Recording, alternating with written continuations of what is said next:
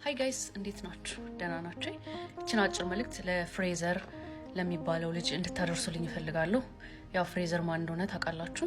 ትናንትና አዳማ ላይ ታዋቂውን የኢቢኤስ ጋዜጠኛ ሲደበድብና ሲያስደበድብ የነበረው ልጅ ማለት ነው። ለሱ ነው ይሄን መልእክት እንድታደርሱልኝ የምፈልገው ማለት ነው። ሲጀመር አንተ ራስህ ማን ነው ፈራጅ ያደረገህና ሰውን የምታስደበድበው? ሲቀጥል ደግሞ ያንተ ዩቲዩብ ቻናል ላይ ማንንም ሰው ገብቶ ሲያይ ወሲብንና ወሲብን የተመለከቱ ነገሮች ብቻ ነው የምታወራው። ወንድ ልጅ እዚህ ቦታ ሲነካ ደስ ይላል፣ ወንድ ልጅ እዛ ቦታ ሲነካ ደስ ይላል እያልክ እያወራህ ነው የምትውለው። ስለዚህ አንተ ያን አለመሆንህን በምን ልናቅ እንችላለን? ሲጀመር ደግሞ ወንድ ለወንድ የሚባሉት ግንኙነት ያላቸው ሰዎች ስፔሲፊካሊ ክሊክ የሚደራረጉት ይተዋወቃሉ እርስ በርስ። ማንንም ሰው ጋር ለማንኛውም ወንድ አይጻጻፉም አይጽፉም። ካንተ ጋር ደግሞ ረጅም ጊዜ እንደምትተዋወቁ ተናግራችኋል። ስለዚህ ሁሉ ጊዜ ቀድሞ የሚያጠቃ ሰው የራሱን ገበና የራሱን ጥፋት ለመሸፈን ሲፈልግ ነው። ስለዚህ አንተም እዛ ድረስ መጥቶ በምን እንዳልተስማማችሁ እኛ በምን እናውቃለን? የራስን ጥፋት ለመደበቅ ስትል ቀድመ ጥቃት አደረስክበት። አዳማ ውስጥ ፖሊስ የለም? ለህግ አሳልፈ መስጠት አትችልም? አንተ ማን ፈራጅ አድርጎ ልጁን የምትደበድበው? እኔ እዚህ ነገር አበረታችም አይደለም። መድኃኒዓለም ይቅር ይበለን። ለነዚህ አይነት ሰዎችም እግዚአብሔር አምላክ ራሱ ምህረቱን ያወርድላቸው። ግን ሁሉ ጊዜ ቀድሞ አታክ የሚያደርግ ሰው የራሱን ጥፋት የሚሸፍን ሰው ነው። እና አንተ እንደዚህ አይነት ትምህርቶችን እያስተማርክ ወንድ ልጅ እዚህ ጋር ቢነካ ወንድ ልጅ እዛ ጋር ቢነካ ደስ ይለዋል ምን ይለዋል እያልክ እያስተማርክ እሱ እንደዚህ አይነት ሰው እንኳን ቢሆን ኦፍ ኮርስ ያንተን ቪዲዮዎች አይቶ ነው ወደ አንተ የሚመጣው። ቢኮዝ አንተም እንደዚህ አይነት ነገሮችን ነው የምታስተምረው። እኔ ማንንም ብለጠቅ አንተ እንደዛ አለመሆንህን እኛ በምን እናውቃለን? ቀድመ ልጁ ላይ ፈረድክበት። ይሄ ሰውዬ እኮ ታዋቂ ጋዜጠኛ ነው አይደለ? ለእናቱ እንኳን አታስብም እንዴ? ትንሽ እናቱ ትልቅ አሮጊት እናት ነው ያለችው። ለሷ እንኳን አታስብም እንዴ አንተ? እኔ አሁንም ቢሆን አንተ ራስህ መመርመር አለብህ። በዚህ ጉዳይ መመርመር አለብህ። እና ለአዳማ ፖሊሶች ማስተላልፈው መልእክት ደብዳቤውንም አስደብዳቤውንም በህግ እንድትጠይቋቸው እንፈልጋለን። ቢኮዝ ማንንም ሰው ምንም ነገር ያድርግ ህግ ነው እንጂ የሚዳኘው ሰው አይደለም የሚደበድበው። እኔ እንደዚህ አይነት አበረታችም አይደለም። እዚህ ሀገር በሚሊዮን አይደለም ቢሊየንስ ፈንድ እየተደረገላቸው በየአመቱ እዚህ ሀገር ላይ ይከበራል በዓላቸው። እግዚአብሔር ይቅር ይበለን። እነሱን ተናገራችሁ ማለት ህይወታችሁ ተበላሸ ማለት ነው እዚህ ሀገር ላይ። እኛ ሀገር ጋር አልተለመደም ይሄ ነገር። ቤታቸው ይቁጠራቸው። ማአት ነው ያሉት እንደዚህ አይነት ሰዎች። ቤታቸው ይቁጠራቸው። ብዙ ታዋቂ ሰዎች፣ ብዙ ታዋቂ ያልሆኑ ሰዎች እናውቃለን፣ ብዙ ናቸው። እያንዳንዱን እያወጣችሁ ልደበድቡ ነው። አንተ ራስህ እግዚአብሔርን ጋይስ ሂዱና ዩቲዩቡን እዩት። የሚያወራው ወሬ ሁላ ወንድ ልጅ እዚህ ጋር ሲነካ ወንድን እንደዚህ ስትነኩት የሚል ትምህርት ብቻ ነው የሚያስተምረው። እና ይሄ ልጅ አለመሆኑን በምን እናውቃለን? ምናልባት በሆነ ነገር አልተስማማችሁም ይሆናል። ቀድመህ አታክ ለማድረግ ነው። ዋይ አንተስ እንደዚህ አይነት ነገር ተጻጻፍክ? ልክ እንደዚህ አይነት ነገር ሲጽፍልህ ኖ ኖ ኖ ብለህ መሄድ ሲገባ ቁጭ ብለህ ልብ ቅርጽ ሲልክልህ ልብ ቅርጽ ትልክለት ነበር። አቀናብረውስ ቢሆን በምን እናውቃለን? ስለዚህ አንተ ራስህ መጠየቅ አለብህ። አንተ ራስህ መጠየቅ አለብህ። ሰው ላይ ከመፍረድ በፊት ማለት ነው። ላይክ አይ ሴድ ቀድሞ የሚናደድ ቀድሞ ቶግ የሚል ቀድሞ ጥቃት የሚያደርስ ሰው የራሱን ጥፋት የሚሸፍን ሰው ነው፣ ጥፋት ያለበት ሰው ነው። ስለዚህ አንተ ራስ መጠየቅ አለብህ። የአዳማ ፖሊስ አንተንና ደብዳቤዎቹን ሊጠይቃችሁ ይገባል። ይሄን ነው የምለው። አሁን እየሰጉ ያለበት ሁኔታ ላይ ያሉት መንቀሳቀስ አልቻልኩኝም። ዛቻዎች ደርሰውብኛል። በስልክ የተደወለም በቴክስትም የተደረገ ዛቻዎች ደርሰውብኛል። እኔ የምለው ጥበቃ ቢደረግልኝ ደስ ይለኛል። ጥበቃም ላይ የተለየ ስፔሻል ነገር እያወራሁ አይደለም፣ ግን ቢያንስ የሆነ ነገር ማንም በነገር ላይ በዚህ አጋጣሚ ያልነገርኩ ነገር በጣም ብዙ በሶሻል ሚዲያ ዙሪያ የሚሰሩ በጋዜጠኝነት ስራ ላይ የሚሰሩ ደውለው በግልጽ አማርኛ የነገሩኝ ልነግር እችላለሁ። ማለት መረጃ አለ፣ እንደዚህ አይነት ነገሮች አለ፣ ግን ደፍረን ማውጣት ፈርተን ነው ያሉኝ እና ማንንም አይጋፈጠውን ነገር ነው አንተ የተጋፈጥከው ብለውኛል። ዛት ሚንስ በትልቅ ሚዲያ ደረጃ ፈርተው የተውቱን ነገር ነው ብቻዬን እዚህ የተጋፈጥኩት። ስለዚህ ከለላ ይደረግልኝ ማለት ቢያንስ ህዝቡ ከጎን ይቁም ነው። ገብቷል? ሌላ ምንም የተለየ ነገር አይደለም። እንዴ ቤት ወዴት የት ወጥቼ አሁን ለመጀመሪያ ጊዜ እኮ ነው የወጣሁት ከቤት ራሱ። ከ10 እና ከ15 በላይ ጥያቄዎች ያስነሳል ጉዳዩ። እኔ ግን መጠየቅ የምፈልገው አንዱና የመጀመሪያው ጉዳይ ምንድነው? 9 ሰዓት ከ37 ፒኤም ከልጁ ጋር በቲክቶክ ማውራት ጀመራችሁ።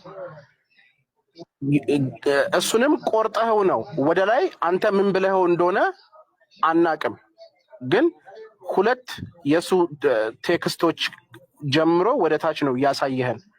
ስለዚህ እኔ ምንድነው ያለኝ ጥርጣሬ 9 ሰዓት ኤኤም ከ37 ጀመራችሁ 9 ሰዓት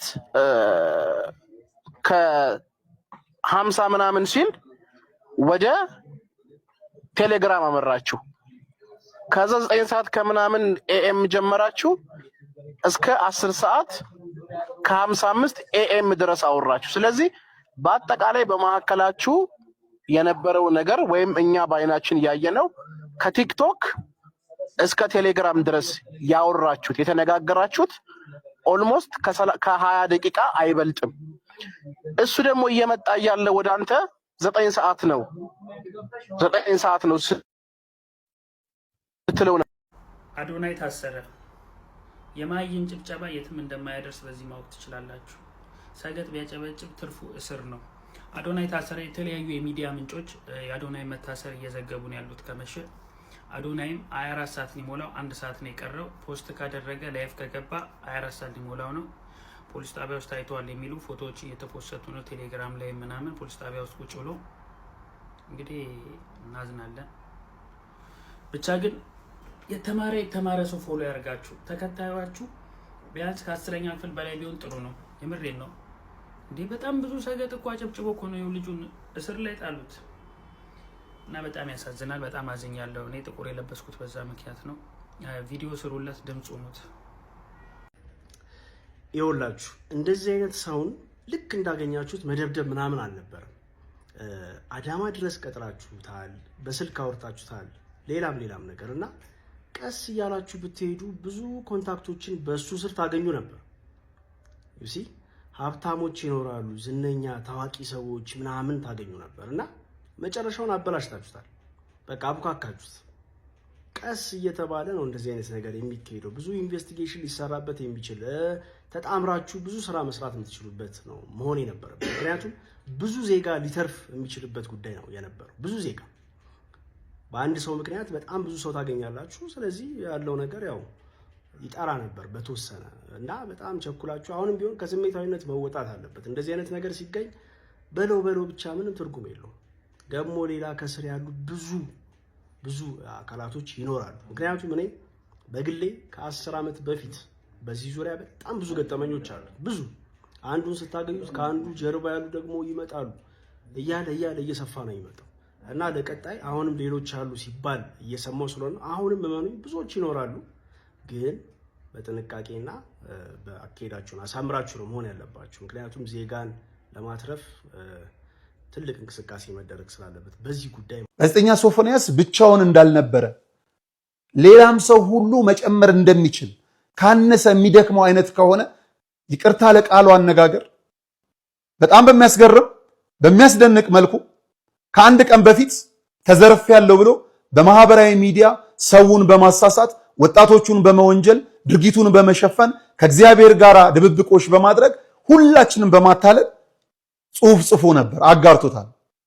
በማግስቱ ግን ይሄ ነገር ሲወጣ በሁለተኛው ቀን ምናልባት ሚዲያው ዛሬ ከመጻፉ በፊት ትላንትና ነውና የጠየቀው ጸበል ገብቻለሁ። እኔም ምለው የአዳማ ወንጀልም የልብ ክፋትም ጸበልም ጎን ለጎን ናቸው። በአንድ ቀን ሶስቱም ማዳረስ ይቻላል። ስለሆነ ጸበል የወንጀለኞች መደበቂያ አይደለም። ይሄም ግብረ ሰዶማዊነት ነው። ጋዜጠኛ ሶፎንያስ ዋሲሁን እዚህ ደረጃ እስኪደርስ ምንድን ነበር የተማመነው? ማንን ነበር የተማመነው የሚለውን ብዙ ነገሮችን መመልከት ይኖርብናል። ለመሆኑ ከዚህ ጸያፍ ነገር ጋር ስሙ እየተነሳ ያለው ሶፎንያስ ካናዳ ድረስ ደውሎ ለጋዜጠኛ ሙሉጌታ የተናገረው ነገር ምን ነበረ? ከራሱ አንደበት እንስማው። ለሊት ደወልልኝ ተኝቼ፣ ያው አገር ቤት ቀን ነው፣ እዚህ ደግሞ ያው ይመሻል እንደምታውቀው እና ቀስቅሶኛን ከእንቅልፌ ተነስቼ ግን ስልኩን አነሳሁትም ተኛው መልሼ። ከዛ ቮይስ ላክ ቮይሱ ምን እንደሚል ታውቃለህ? ጉዳዩ ምን ያህል ጥልቅ እንደሆነ በጣም ሰፊ እንደሆነ የምታውቀው የላከልኝ ቮይስ ሙሌ እንዴት ነህ ሙሌ አለኝ። ሙሌ የጠፋ ሰው ቶሮንቶን በጣም ተቆጣጥረዋል የሚል ነገር ደርሶኛል፣ በጣም ደስ ይላል ምናምን አለኝና አንድ በጣም የቅርብ አብሮ አደግ ጓደኛዬ በቅርብ ነው ካናዳ ቶሮንቶ የመጣው እና እባክህ ፕሊስ አገኘውና አንድ ቢራ ነገር እንደው ብጋብዝልኝ። ኢማጂን ይሄ ልጅ አገር ቤት ብቻም ሳይሆን ልክ እንደኔ እንዳንተ ያሉ ውጪ የሚኖሩ ሰዎችንም የዚህ ቆሻሻ ድርጊት ሰለባ ለማድረግም ብዙ ርቀት መሄድ እንደሚቻል ማሳያ ነው። ኖት ኦንሊ ኢትዮጵያ ብቻ አይደለም፣ አሜሪካም ካሉ በእንደዚህ አይነት ቆሻሻ ድርጊት ውስጥ ካሉ፣ አሜሪካም ካሉ፣ ካናዳም ካሉ፣ ጀርመንም ካሉ፣ ብቻ ዋሬቨር በየትኛውም ዓለም ላይ ካሉ ሰዎች ጋር በቅርበት ገብተዋል። ፋይናንሻሊ ሰፖርት ሊያደርጉ ይችላሉ። እንደምታውቀው በጣም ጠንካሮች ናቸው። አሁን ካናዳም አሜሪካም በእንደዚህ አይነት ግብረ ሰዶማዊ ድርጊት ውስጥ ያሉ ሰዎች በጣም ፋይናንሻሊ ስትሮንግ ናቸው። እንደምታውቀው በጣም ተጽዕኖ ፈጣሪዎች ናቸው በፖለቲካውም በቢዝነሱ እና ከሀገር ቤት ባሻገር ምን ያህል ውጪ ድረስ እንግዲህ አስበው ማለት ይሄን ዛሬ ከሰማ በኋላ እኔ በየዋነት ማሰብ አልፈልግም። አሁን እንደው የምርም የቅርብ ጊዜ ጓደኛው መጥቶ እሱን ላላምድለት አይነት ነገር ነው ብያለሁ።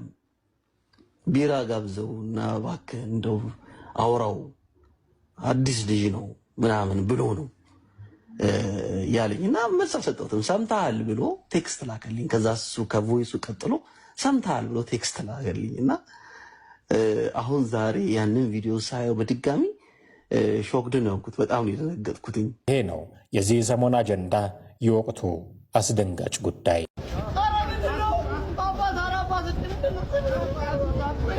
ይኸውላችሁ ይሄ ነው እንግዲህ እንዳያችሁት ነው። በእንደዚህ አይነት ጉዳይ የተሰማሩ ሰዎች ስሜታቸውን መቆጣጠር አይችሉም። የሆነ ጊዜ ወንድ ልጅ ደፈሩ፣ ወንድ ልጅ የሆነ ነገር አደረጉ የሚባል ራሳቸውን መቆጣጠር የማይችሉበት ስቴፕ ላይ ይደርሳሉ።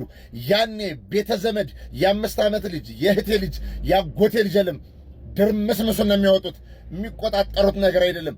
ዛሬ ኦፊሻሊ አንድ ተራ ግለሰብ ወጣ እንጂ እኔ 365 ቀን ከመኪና ውስጥ እስከ እግረኛ ከሆቴል እስከ አልጋ ቤት በድብቅ የሚጠጡበት የሚዝናኑበት እልፍ የሆነ ፎቶና ቻሌንጃቸውን የሚገናኙበትን ቴሌግራም አሰብሬ ፎቶ መሰብሰብ ጀምሬያለሁ። ብዙ ቪዲዮዎች እየተላኩልኝ ነው። ምን ማድረግ ትችላለህ? ሕግ ካረቀቀ አንቀጽ ካልጸደቀ። እንደዚህ አይነት እሳት የላሰ ትውልድ ሲፈጠር ጥሩ ነው። የወንድም ልጅ ወይ የራስ ወንድ ልጅ ተደፍሮ ከምታላዝን የምታረገውን አርግ፣ የሚመጣውን መቀበል ትችላለህ። ሕገ መንግስቱ እንዲቀየር ወታደሮች፣ ፖሊሶች፣ የመንግስት ባለስልጣኖች፣ የመንግስት ሰራተኞች፣ ነጋዴዎች በዚህ ነገር መተባበር አለብህ። ጣራ እስኪነካ ጀርመን ሽፐር 4 ውሻ ብገዛ አጥረን በጠርሙስ ስብርባሪ 4 ጥበቃ በቀጠር ባንክን በገንዘብ ብቆልለው ድክመት ልጆች ናቸውና ልጆች አከርካሪዎች ናቸውና ሰብሮ ይጥላል። ይህን ነገር ቻሌንጅ አድርገው። ትላንትና የልጅ ወጣ ተብሎ ጋዜጠኛው ፓስታ እንዴት እንደሚቀቀል፣ ጸጉር እንዴት እንደሚሰራ፣ ላይቭ ላይ ባልዲ ውስጥ መቀመጫ እንዴት እንደሚጨመር ያደረገው ሁሉ አብቁቶታል፣ አውርቶታል። ለ3 ቀን ነው።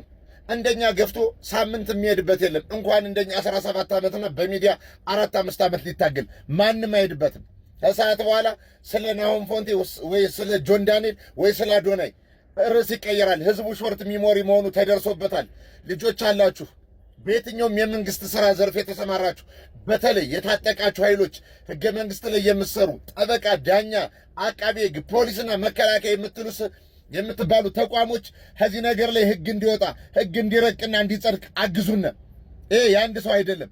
አንድ ሰው ነዶ አንድ ሰው ፈርዶ ያቅም። ብቻችን ብንጮ የድምፃችን ከለር ተቀየረ እንጂ ጠብ የሚል ነገር አላመጣንም። ወጣቱ ራሱን እንዳይከላከል ህገ መንግስቱ ከነሱ ይልቅ የታየ ምናየ ብሎ ወጣቱን ይዟል። ወጣቱ የብዙ ሰው ኃላፊነት አለበት። የኑሮ ውድነት ተጭኖታል። ስለዚህ ይህንን የሚያይ ህገ መንግስት አገር እየቆሸሸና እየተበላሸ በጣም ውዳቂው ነገር እየተካሄደ ስለሆነ ፓርላማ ላይ የምትሰበሰቡ የህዝብ ተወካይ ምክር ቤቶች ህዝቡ እንደዚህ የሆነ ዘይት አስቤዛ እያላችሁ እንትን ከምትሉ አንድ የሀገርን ካበላሸና ካቆሸሸ መመለሻ የሌለው መዳረሻው የማይታወቅ ሰደድ እሳት ሰዶማውያን እንዲጠፋ ህገ መንግስት ሆኖ እንዲወጣ ድምፅ አድርጉልን። ይህን ቪዲዮ ኮፒ ሊንክ ሸር አድርጉ። እንደኔ አይነት የሚታገሉ ሰዎች አካውንታቸው የመጨረሻ ዋርኒንግ ተሰጥቶ ባን ይደረጋል። ያ ሰው ይሰለቻል። ምን አገባኝ፣ አርፌ አልቀመጥም፣ ህይወቱን አደጋ ላይ ጥሎ ማህበራዊ ሚዲያ የሚጠቀምበት ሚዲያ ላይ ጥሉ፣ አደጋ ላይ ጥሉ፣ ራሱና ቤተሰቦቹን አደጋ ላይ ጥሉ። ይህን ያህል ዋጋ ሲከፍል እናንተ እንኳን ቻሌንጅ መቀላቀል አትችሉም። አንድ ቻሌንጅ ሰጠናችሁ ትላንትና። ጆርዲ ማንነትሽን ግለጭ፣ ከግብረ ሰዶሞች ጎንነሽ አይደለሽም ተቃዋሚ ብንል የስድብ ናዳ ነው በኮሜንት ያወረደችብን። ኮሜንቷን እዚህ ጋር ማየት ትችላላችሁ። ቪው አጣህ እንዴ ምናምን ያለች። እኔ ቪው አጣሁ አላገኘው ምን ያደርጋል? የኔ እኮ ፎሎወር በጨመረ ቁጥር እነሱን ታግዬ እስከ ሞትም ቢሆን የምሄድበት የምዋጋበት ብቸኛ መሳሪያው ነው እንጂ የኔ ፔጅ እኮ እንደተዘጋ ሰላማዊ ህይወት በዓለም ላይ እንደኔ እኮ የሚኖር የለም። ምንድን ነው የማገኘው ጥቅም? እስኪ ንገሩኝ። ይሄን አድርጉልኝ አልኳቸዋለሁ፣ ይሄን አድርጉልኝ ብያቸዋለሁ። ላይቭ ለሚጫወት ሰው አንበሳ ድራጎን ስፔስ ሲወርድ ነው የሚያድር። ገንዘብ በእርዳታ ሰብስበው ዱባይ ወጥተዋል። ሊቢያ ታሰርን ብለዋል። ስቴፕ እየቀያየሩ የአረብ ሀገር ሩዝ ቀቃይ ሴቶች እህቶቻችን ይዘርፋሉ እንጂ ለማን ምን አድርጋችሁ ነው? እኛ እኮ ላይቭ የማንገበው ማንነታችን አታክ ይደረጋል። ቢሮ የማንከፍተው የአንድ ወር ከፍለን እኮ ህዝቡ ይዘገው ነበር። መገኛ ቦታችን አንድ ብሮድካስት ብንከፍት ተከታትለው ነው የሚያጠፉን። መውጫ መግቢያችን አይታወቅም። በየደረስንበት መንገድ በሄድንበት ቦታ የምንሰራው እንደ ውሃ ተንቀሳቃሽ ሆነን ነው። እነሱም ስቴፓቸውን ይቀያይራሉ። ወንድማችሁ ገብረ ኢየሱስ ነኝ። አሰልቹ ካለዛ እንደ ኤችአይቪ ኤድስ በቤታችሁ ገብቶ መድኃኒት እየሳጡ የምታስታምሙትና አንገት ተሰብሮ የምትኖሩበት ህይወት ነው የሚኖራችሁ። መከላከያ፣ ፖሊስ፣ የጸጥታ ዘርፍ አካል፣ የመንግስት ተቋማት ይሄን ነገር ቻሌንጅ አድርጉት። ዝም አትበሉ። አገር እጠብቃለሁ ብለህ እዛ ብትዋጋ ስትመጣ ወንድምህ ወይ ወንድም ልጅ ተደፍሮ ካገኘ አገር አልጠበቅም። አገር ማለት ትውልድ ነው። አገር ማለት ዛሬ የሚያድጉ ህጻናት ነው። በምዕራባውያን በአሻንጉሊት ፊልም ተሰርቶ የተላከላቸው ከሚወዱት ቀለም ሬንቦ ጀምሮ በሚበሉት አይስክሪም የሚያስተምሯቸው ዌክ አፕ ተማርኩ የምትል ወላጅ ካለህ ንቃ። ልጆችን ጠብቅ። ዩቲዩባቸውን ቀማ። መዝሙር ክፈት፣ መንዙማ ክፈትለት። ሙስሊም ከሆነ ስልኩን እጁ ላይ ንጠቅ። ቴሌቪዥኑን ዋይፋይ አጥፋ። የልጆች ጊዜ ክፈትለት። አኒሜሽን አስተማሪ ብዙ ነገር አለ። ቋንቋ በአማርኛ በፈረንሳይኛ አስተምረው። ስልኩን እጁ ላይ ቀማ። መጠጥ ተጋድመ ቲክቶክ ለማየትና ምንም የማታደርገውን ነገር ቂጥሽን አሳብጠሽ ሶፋ ላይ ለመተኛት ለልጅሽ ታብሌት ሰጠሽ። ትውልድ አትግደይ። ለወደፊቱ ላይቭ ስገባ በሰፊው የምንነጋገርበት ይሆናል። ቁጥር 2 ፔጅ አለ። ሁሌም እንደምነግራችሁ ይሄ ፔጅ በቆሻሾች አይን ገብቷል። አንድ ሪፖርት ጋይድ ውስጥ ካስገቡት እግዚአብሔር ምስክሬ ነው በጣም ካንስል ለሚያደርጉት ቁጥር 2 ገብረ ኢየሱስ ቱም ይለታች አለ። እሱም ፎሎ አድርጉ። ይሄኛውን ከዘጉት ያኛውን እንደዚህ 200 ሳስገቡት እንታገልበት እንጂ እንብላበት አላለም። ማንም ዋሽቶና የዞረ ጫማ ለብሶ አድበርት እየሰራ ገንዘብ ሲሰበስብ ነው የሚውል። እኛ እንታገል ነው ያለ። የጀመርነው ዓላማ አለ። በእግዚአብሔር ፊት ስንቆም የማናፍርበት ትውልድ የምናድንበት ፔጅ ነው። እግዚአብሔር አምላክ በሚያውቀው ሌላ ነገር ይላል ብለህ ካሰብክ አድበርት መዚህ በኋላ ላልሰራ ልምል እችላለሁ። እኔ ገብረ ኢየሱስ ነኝ። እመላለሳለሁ። ግብረ ሰዶም ከዚህ ምድረ ገጽ ሳይጠፋ ሌዝቢያንነት ሳይወድም እንቅልፍ መተኛት የለም፣ ማንቀላፋት የለም። ታች ላይ ያለውን ቁጥር 2 ገብረ ኢየሱስ የሚለው ቢጫ ጃኬት ለብሼ ነጠላ አንገቴ ላይ ያረኩበት ፕሮፋይል አለ። እሱም ፎሎ አድርጉ። ይህን ሲፈልጉ ዛሬ ሰዓት ያዘጉት። በዛኛው 5000 በገባለ በ2 ቀን ያን አሳድገን እንዋጋቸዋለን። እናንተ ከኔ ጎኑ ነው። እኔ አልሰለችም። ወንድማችሁ ገብረ ኢየሱስ ነኝ። ያለ ምንም ደም ኢትዮጵያ ትቅደም። ትውልድና ህጻናት ይቀጥላሉ። ኮፒ፣ ሊንክ፣ ሼር፣ ላይክ አጥለቅልቁት። ቪው ቀነሰ ብለዋል ተመሳሳይ ጾቶች። አየህ ቪው ቀነሰ፣ እኛ ጋር ትነጋገራሉ። ሕያው ምስክሬ ነው። እናንተ እያላችሁ እዋጋቸዋለሁ። ሰበር ዜና! ቲክታከሯ ጆሲ ገብታለች ማለት ነው። ፌዴራል ፖሊስ በቁጥጥር ስር አውሏታል። ምርመራ የተደረገባት ነው። ሌሎችም ይቀጥላሉ። አመሰግናለሁ። ሁላችሁም ይህን ቪዲዮ ሼር፣ ኮፒ ሊንክ፣ ሪፖስት ያደረጋችሁ ለሁሉም አድርሱ። ባይዘዌ አለባበሴ ስላችሁ በዚህ አጋጣሚ ጋጥ ወጥ የሆነ ነገር አይደለም የለበስኩት፣ ግን ቦርሳ ይዤ ነበር። ሰበር ዜና ሰምቷል። ኢቫን ድሪስና ጃኒን ጨምሮ 5 ግለሰቦችን በቁጥጥር ስር መዋሉና ምርመራ እያካሄደ እንደሆነ ፖሊስ አስታውቋል። በ20ኛው ጂ4 ክሬቲቭ አዋርድ ላይ ከህዝብ ስነ ስርዓት ባህል እንዲሁም ደግሞ ሞራል ያፈነገጡ አለባበሶችን እየለበሱ በተለይም ደግሞ ሰውነትን በዝርዝር የሚያሳዩ አለባበሶችን የለበሱና ይበልጥ ደግሞ በሚሊዮኖች በሚከታተሉት የቴሌቪዥን ጣቢያ ላይ መተላለፉ ይበልጥ ስጋት ፈጥሯል ሲል ፖሊስ። አረ ጎበዝ፣ እጅግ በጣም ያሳዝናል። በጣም ያሳዝናል። ምንድነው እንደዚህ ያጨካከነን? ሌሎች ደርሰውብኛል። እኔ በጣም በቃ ተበድያለሁ። እኔ መናገር አልችልም። ይሄ ደግሞ እውነታ ነው። የሰፈሩ ሰው የሚያውቀው ታሪክ ነው። የሰፈሩ ምን ሆነን ነው ያረፈ ሰው ከዚህ ዓለም በሞት የተለየ ሰው ሀዘኑ ሳይረሳ ሁለተኛ ሞት እንገለዋለን። እጅግ በጣም የሚያሳዝን መረጃን ያመጣውላችሁ። እጅግ በጣም ያሳዝናል። ልብ የሚሰብር በእውነት ሰሞኑን እንደምታውቁት አርቲስት ወንደሰን አውራሪስ በተለያዩ የፊልም ስራዎችና በኮሜዲያንነት የምናውቀው እንዳረፈ ይታወቃል። ሀዘኑ ሳያልቅ በሞተ በሳምንቱ በተቀበረ በ3ኛ ነው 4ኛ ቀን ከቀበሌ ቤት ተባረዋል። የአካባቢ ህብረተሰብ ተሰባስቦ አዋጥቶ ጊዜያዊ የሆነች ጠባብ ቤት ውስጥ አሳርፏቸዋል ለጊዜው። ባለቤቱን ያው እንግዲህ ድምጿን ለቀላችኋለሁ። ስኳር በሽተኛ ነች፣ ስራ የላትም። ህፃኗም እንደምታዩት እሱ አሞላቆ ነው ባልልቸው ባገኘው ለልጁ የምትማርበት ትምህርት ቤት በወር እስከ 2000 ነው የሚከፍል የነበረው። ምንም ነገር የላቸውም። እሱን አጥተዋል። እንግዲህ እዚህ አዲስ አበባ ሆኖ ደግሞ የሚያስተዳድረው እሱ ነበር የሚረዳው ቤተሰቦቹንና ካረፈ በኋላ እንግዲህ እህቱ በቀብሩ በ3ኛው ቀን ከእህቱ ጋር በነበረ ግጭት እንግዲህ እንደተባረሩ ስሰማ ሁለቱንም ወገን አናግሬያለሁ። ሁለተኛው ወገን ግን እንግዲህ እህትየው ጋር ስንሄድ 1 ሰዓት ቆይታ አድርገና 10 ደቂቃ ማውራት አልቻልንም። እድል አልሰጠችንም። ግን ከሽማግሌዎች እንደሰማሁት በርካታ ሽማግሌዎች አካባቢ ተላልቅ ሰዎች ሽማግሌዎች ሃይማኖት አባቶች ተሰብስበው ራሱ እሷ አይሆንም እንዳለች ነው እህትየው የነገሩት። እኔ ግን ራሷን የወጣችው ስላለችኝ እሺ ራሷ ከወጣች እንግዲህ እንድትመለስ በጣም ለማግባባት ሞክረን ነበር። ትናንት ማታ ለቅሶ ልደርስ ሄጄ በጣም ረጅም ሰዓት በፍጹም ሊመለሱ አይችሉም ብላለች እና ሜዳ ላይ ወድቀዋል። እነዚህ እናትና ልጅ ነው ሲሞት እንዴት ሁለተኛ እንገለዋለን? እና ማንንም ይሁን ማንንም ጥፋተኛ እንዴት ይሄ ባህላችን አይደለም ወጋችን አይደለም። ጸብም እኮ ችግርም ቢኖር እኮ ድሮ በአባቶቻችን ጊዜ ሙት ዓመት አውጥተው 40 አውጥተው ወደ ንብረት ክፍፍል እንኳን የሚካሄደው ያውም ከቀበሌ ቤት እንዴት እናባረራለን? የራሳችን እንኳን ቢሆን እቺን እህታችን ሜዳ ላይ ወድቃለች። በተቻላችሁ መጠን እዚህ አካውንቷን ለጥፌላችኋለሁ። እርዷት ባካችሁ። እንግዲህ ልጅቷን መረዳት አለባት፣ እናትየዋን መረዳት አለበት። ይሄ ልጅ ለሀገሩ እንግዲህ ከአባይ ግድብ ጀምሮ ትልቅ አስተዋጽኦ ያደረገ በጣም ቀና በተጠራበት የሚሄድ መልካም ሰው ነውና እባካችሁ አግዙት ለማለት ነው። ግን ምንድነው ከመጡ በኋላ ወዲያው እንደመጡ ስልክ ነው ያሉት። በቃ ስልክ ተቀበሏት ነው ያሉት። የባለቤቴ ስልክ ልጄ ትንሽ ልጅ ናት፣ አባቷን ያጣችው። እኛ ሀዘን ላይ ነን። እኛ ይሄ እንትን ዕቃ ምናምን ቁሳቁስ ነገር አይደለም አሁን እንትን ያለን የጎዳን እሱን ማጣታችን ነው። እኔ መናገርም አልችልም። በጣም ከባድ ነው። አሁን ላይ ደግሞ ከቤት እንድንወጣ ተደርጓል። አንገቷን አንቄ ነው ማውጣት ነው ያለችው። ደርሰውብኛል። እኔ በጣም በቃ ተበድያለሁ። እኔ መናገር አልችልም። ይሄ ደግሞ እውነታ ነው። የሰፈሩ ሰው የሚያውቀው ታሪክ ነው። የሰፈሩ ሰው በሙሉ ያየው ሁሉም ሰው የተመለከተው ነው። ሰላም ጤና ይስጥልኝ። የኢትዮጵያ ወጣቶች ማህበራዊ ሚዲያ ተጽዕኖ ፈጣሪዎች ማህበር አባላቶች ነን። ሰሞኑን እንግዲህ ስትመለከቱት እንደነበረው የማህበራችን አባል የሆነው ዮሐንስ ደግሞ ጃኒ በቲክቶክ ስሙ እንደምታውቁት ከተያዙት ውስጥ አንዱ ነው። የተያዘበት ምክንያት ደግሞ የክሬቲቭ አዋርድ ላይ ከባህላችን ትንሽ ወጣ ያለ ልብስ አለባበስ ለብሶ ቀርቦ ነበር። በዚህ ይቅርታ ጠይቆን ነበር አይደል? እንግዲህ የማህበራችን አባል እንደመሆኑ መጠን ከማህበራችን ከሚያገኛቸው ጥቅሞች መካከል አንደኛው ይሄ ነው። ከወተን እንደዚህ የማይሆኑ ስራዎች ሲኖሩ ማውገዝና ከዚህም በተጨማሪ ይቅርታ በጠየቀበት ሰዓት ደግሞ ይቅርታውን ተቀብለን ከጎኑ መቆም ነው። እንደሚታወቀው ጃኒ በተለያዩ ሶሻል ሚዲያ አካውንቶች ላይ ይቅርታ መጠየቁን እንግዲህ አስተላልፈው ነበረ። ያው ይቅርታውን እኛ ተቀብለናል፣ እንደ ማህበር ተቀብለን፣ ሌሎቻችሁም ደግሞ ኢትዮጵያ ማህበረሰብና እንደዚሁም ደግሞ ኢትዮጵያ ፌደራል ፖሊስ ይቅርታውን ተቀብላችሁ ይሄን ልጅ በነጻ እንድታስወጡትና ከስህተቱም እንዲማር ለሌሎችም መማሪያ እንዲሆን ስንል እዚህ ጋር በሶስታችን መካከል እንግዲህ ይቅርታውን ተቀብለን እናንተ ተቀበሉት የሚል መልእክት ለማስተላለፍ ነው እዚህ ጋር የተገኘ ነው። ማህበሩ አባል ያልሆናችሁ ማህበሩ አባል በመሆን አዲሲቷን ኢትዮጵያን አብረን እንፍጠር ለማለት እወዳለሁ። አመሰግናለሁ። ቲክቶከሮቹ በቁጥጥር ስር ውለዋል።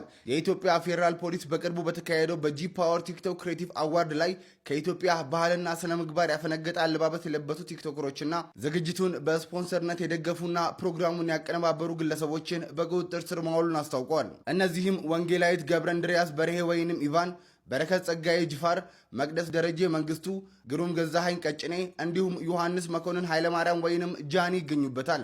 የፌዴራል ፖሊስ ባወጣው መግለጫ ከህብረተሰቡ ባህልና እሴት ያፈነገጡ አለባበሶችና መጤ ባህሎች ተስፋፍተው በትውልዱ ላይ አሉታዊ ተጽዕኖ እንዳይፈጥሩ የህግ ተጠያቂነትን ለማረጋገጥ ምርመራውን አጠናክሮ እንደሚቀጥል አስታውቋል። ጉድ ሳይሰማ መስከረም አይጠባ ይላል ያገሬ ሰው። በነገራችን ላይ መስከረም ጠብቶ እንግዲህ ህዳር እየተገባደደ ነው። በትናንትናው ዕለት አንድ በጣም አስገራሚም አስቂኝም እንደው ጉድ የሚያሰኝም አንድ መረጃ ደረሰንና እንደው ወደ እናንተ አመጣ ነው። እስኪ መረጃውን በቀጥታ ወደ እናንተ ላድርስና ለሌሎችም ይደርስ ዘንድ በተለይ ደግሞ ለፋኖ አባላት ይደርስ ዘንድ የበኩላችሁን አስተዋጽኦ አድርጉ። ያ ማለት ምን ማለት ነው? ሼር አድርጉ ማለት ነው። ነገሩ እንደዚህ ነው። ብልጽግና አማራን ቀበቶን አስፈተዋለሁ በሚል በ3 ቀን ውስጥ ቀበቶ አስፈታለሁ እያለ በእነ አበባው ታደሰ በኩል እየፎከረ ወደ አማራ ክልል ገባ። ከፋኖ ጋር ከአማራ ህዝብ ጋር ገጠመ። የአማራ ህዝብ ደግሞ በደንብ አድርጎ ቀበቶን አስወልቆ ገረፈው። ያለው ብቸኛ አማራጭ በወለጋ፣ በመተከል፣ በአሩሲ፣ በሻሸመኔ ንጹሃንን መግደል፣ ንጹሃንን መጨፍጨፍ፣ አቅመ ደካሞችን መግደል፣ ህፃናትን መድፈር ነውና ያንን ተፈጥሯዊ ባህሪውን አማራ ህዝብ ላይ መተግበር ጀመረ። ከ100 ሺህ በላይ የአማራ ህፃናትን በግፍ ደፈረ። አሁንም ህፃናትን ስለደፈረ በርካቶችን በአደባባይ ስለረሸነ ምላሳቸውን እየቆረጠ ብልታቸውን እየቆረጠ እጃቸውን እየቆረጠ አይናቸውን እየጎለጎለ ቆዳቸውን እየገፈፈ አሁን የዛሬ ሳምንት ጉዳይ ነው። ይሄ እንኳን የምናስታውሰው ነው። ሰከላ ላይ የምናስታውሰው ነው። ማንኩሳ ላይ የምናስታውሰው ነው። ወሎ፣ ቤት አማራ፣ ሸዋ፣ ጎንደር ስንት እህቶቻችን ጡታቸው እንደተቆረጠ፣ ስንት ህፃናት ግብረ ሰዶም እንደተፈጸመባቸው ይሄን ሁሉ አድርጎ ፋኖን ማሸነፍ ሲያቅተው የሃይማኖት አባት ናችሁ፣ የበጎች እረኛ ናችሁ፣ የበጎቹ ጠባቂ ናችሁ ተብለው በሃይማኖት አባትነት የተቀመጡ ትላልቅ የሃይማኖት አባቶችን የሀገር ሽማግሌ ናችሁ፣ የተጣላውን ታስታርቃላችሁ፣ የጎደለውን ትሞላላችሁ፣ የተጣመመውን ታቃናላችሁ፣ ዝናብ ያፈራችሁ ሽማግሌዎች ናችሁ ተብለው በአማራ ባህል የሽምግልና ወግን ታከብራላችሁ የተባሉ የሀገር ሽማግሌዎችን ፋኖ መስለው ገብተው ያገዛዙን ተልእኮ ይዘው በርካቶችን ሲገሉ፣ በርካቶችን አግተው ገንዘብ ሲቀሙ፣ በርካታ የዘረፋ ወንጀል ሲፈጽሙ ከቆዩ በኋላ ወንጀላቸው ተነቅቶባቸው ፋኖ እርምጃ ሊወስድ ሲል ተግበስብሰው ወደ አገዛዙ የገቡ ከሃዲዎች ፋኖ እየተጫወቱ የአማራ ህዝብ ላይ ከፍተኛ ግፍና መከራ ያደረሱ ከሃዲዎችን አጠቃላይ በመሰብሰብ የደላላ ቡድን ተመስርቷል። ብልጽግና ብሎ ሞክሮ የመጨረሻ ድርጅት ያቋቋመው የፋኖ አስኮብ ላይ የደላሎች ማህበር የሚባል ድርጅት ተቋቁሟል። ስልጠና ተሰጥቷቸዋል። አበል ተመድቦላቸዋል። ቦነስ ሽልማት ሁሉ ቃል ተገብቶላቸዋል። በሚያሳዝን ሁኔታ አንድ ነገር መናገር የምፈልገው በሚያሳዝን ሁኔታ የሃይማኖት አባቶች ታቦት ይዘን ወጥተን ቃል እንገባላችኋለን፣ ማንም ምንም አይላችሁም፣ ክዳችሁ ስትገቡ የአማራን ህዝብ የህልውና ትግል ክዳችሁ ስትገቡ የቤት መስሪያ ቦታ በካሽ ደግሞ ብር ይሰጣችኋል፣ ይሄን ደግሞ ታቦት ይዘን ወጥተን እንምል እንገዘትላችኋለን እያሉ የፋኖ አመራሮችን አባላትን እንዲያግባቡና እንዲክዱ ለማድረግ ስልጠና ተሰጥቷቸው የቤት ስራ ተሰጥቷቸዋል እንምላችሁ። እንግዲህ እነዛ ዝናብ የሚያፍራቸው ሽማግሌዎች፣ እነዚያ ምዕመን የሚንቀጠቀጥላቸው ሃይማኖት አባቶች፣ እነዚህ ትናንት ፋኖ ናችሁ ሲባሉ ከርመው የአማራን ህዝብ በአደባባይ ክደው የገቡ ከሃዲዎች ተሰባስበው የፋኖ አስከጂ የደላላዎች ማህበር ወይም አክሲዮን አቋቋሙ።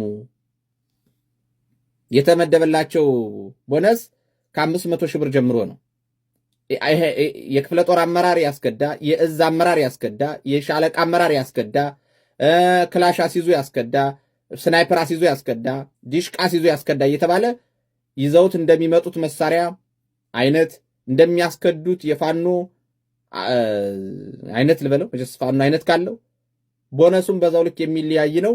ብቻ ግን በሚያደርጉት የራሳቸውን የመግደል ራሳቸውን የማጥፋት ለባርነት ራስን አሳልፎ የመስጠት ራስን፣ ዘርን፣ ትውልድን የመግደል ወንጀል ለከርሳቸው መሙያ ብር ተበጅቶላቸው ተመድቦላቸው ብልጽግና አክሲዮን ማህበር አቋቁሟል።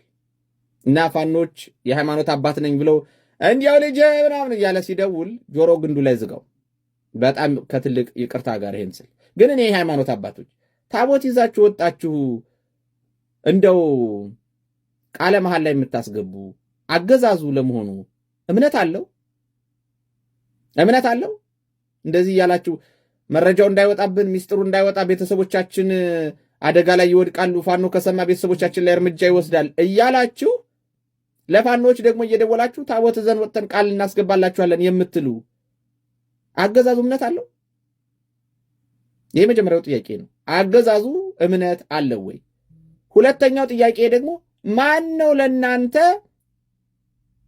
ለዚህ ዘር አጥፊ ለዚህ ህዝብ አጥፊ ጸረ አማራ ጸረ ህዝብ ለሆነ ከሃዲ ስብስብ ታቦት እንድታወጡ ማን ነው? የትኛው የቤተ ክርስቲያን ህግን የፈቀደላችሁ? ምዕመን መቼም አይጠይቅም ነው። ማን ነው? የትኛው ቄስ ነህ ለብልጽግና ለማሸብሸብ ጽላት አውጣ ብሎ የቤተ ክርስቲያኗ ስርዓት የፈቀደልህ? ጽላት የሚወጣው እኮ ለንግስ ነው። በፍትሐ ነገሥቱ መሰረት በስርዓተ ቤተ ክርስቲያን መሰረት ስንት ገዳማትን ላወደመ ስንት ካህናትን እየረሸነ ላለ ይሄው በዛሬው ዕለት ወልዲያ ላይ በርካታ የቆሎ ተማሪዎች ወደ መከላከያ ታፍሰው ተወስዷል። ቀሪዎቹ ተረሽነዋል። ለነሱ ድምፅ አትሆኑም። ለሚከፈላችሁ የ500 ሺህ ብር አበል ለዛ ለከርሳችሁ ግን የአማራን ህዝብ ህልውና ለመታደግ የሚታገሉ ወንድሞችን ማበረታታት፣ ለነሱ መጸለይ፣ ለነሱ ብዙ ነገር ማገዝ ስትችሉ እነሱን ለማስከዳትና ህዝቡ እንዲጠፋ የበኩላችሁን አስተዋጽኦ ለማበርከት የሃይማኖት አባትነት ሽፋናችሁን ለከርሳችሁ ለመጠቀም የተዘጋጃችሁ ሰዎች ጥንቃቄ አድርጉ። የሃይማኖት አባት ነው፣ ሼህ ነው፣ ቄስ ነው፣ መነኩሴ ነው ያከብረኛል አታስቡት። በአማራ ትግል ውስጥ ብቸኛው የማይነካ ቢኖር ፈጣሪ ብቻና ብቻ ነው። አለቅ። ከዛ ውጭ ማንም እንደፈለገ ገብቶ ሊያቦካ አይችልም። እና የአክሲዮን ማህበሩ አመራሮች፣ የአክሲዮን ማህበሩ አባላት፣ የአስከጂዎችና የካሃዲዎች የአክሲዮን ማህበር እንግዲህ ብታርፉ ጥሩ ነው። ከፍተኛ የሆነ የታሪክ በደልና ዕዳ ባትሸከሙ ጥሩ ነው ነው የምለው። በተቻለ መጠን ለሌሎቹ እንዲደርስ ሸር አድርጉ። አመሰግናለሁ።